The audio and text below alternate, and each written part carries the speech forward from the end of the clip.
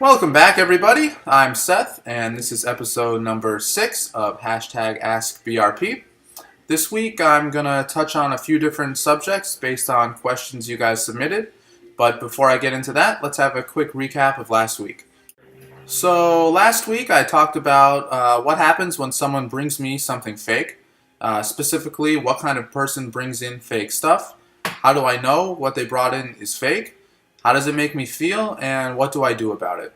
And we learned that just about anyone is capable of bringing in something that's fake, and that trying to sell something fake to a pawn shop is no different than robbing someone at gunpoint on the street. Both are stealing and both are crimes. If you want to see that episode or any other episodes from the past, just search #AskBRP on YouTube. This week in episode 6, I'm going to answer questions submitted by you guys. Please remember that the more questions you send me and ask me that I can answer online, the better the show is.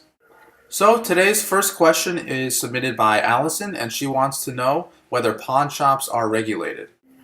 Yes, Allison, pawn shops are regulated. In fact, they are one of the most regulated businesses.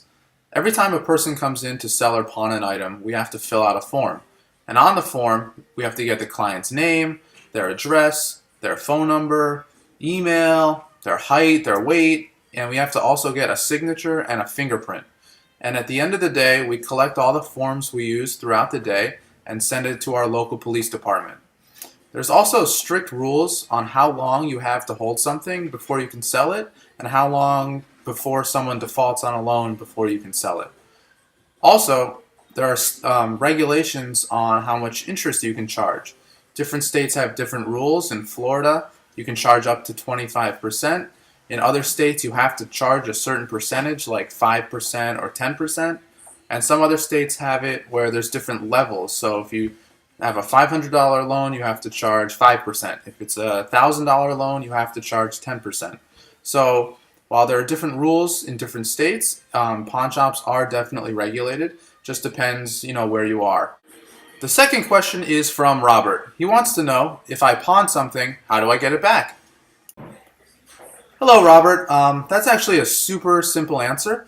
A pawn loan works just like any other loan, and after the paperwork is filled out and you agree upon a principal amount and some amount of interest that you're going to pay, all you have to do to get your item back is pay the principal plus the interest, and you get your item back. So for example, let's say you have a loan for $1,000, and we agreed upon 10% for every 30 days. So if you come back in 30 days and you want your item back, just give me $1,000 plus the 10%, which is $100, so a total of $1,100, and you get your item back. Simple as that. And our third and final question today comes from Munira. She wants to know, are pawn loans legally binding? Munira, yes, they are legally binding. When you sign a pawn ticket form, you're signing a legal binding agreement. So if you ever do make a pawn loan, make sure you read all the terms and conditions before you sign it. So many times I have customers come in who are in a rush and need the money super fast. They don't even read what they're signing. If I was a bad person, I could probably screw them over, but I'm not. But a lot of people do leave without even understanding the terms of the loan, and they call 4 months later and they haven't made any payments and they want to know where their item is. And I tell them it's been defaulted because after 60 days you can sell their item. So yes, pawn loans are definitely legal binding. Anytime you sell something or get a loan in a pawn shop and you sign and fingerprint, that's a legal binding document. So thank you to everyone who submitted questions. I really appreciate it, and I hope you learned something from my answers. This was episode number 6 of #AskBRP.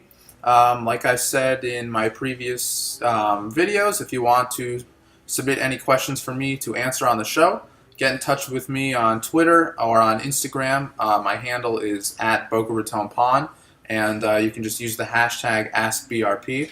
And if you want to get in touch with me on Facebook, I'm also on Facebook, facebook.com/BocaPawnShop.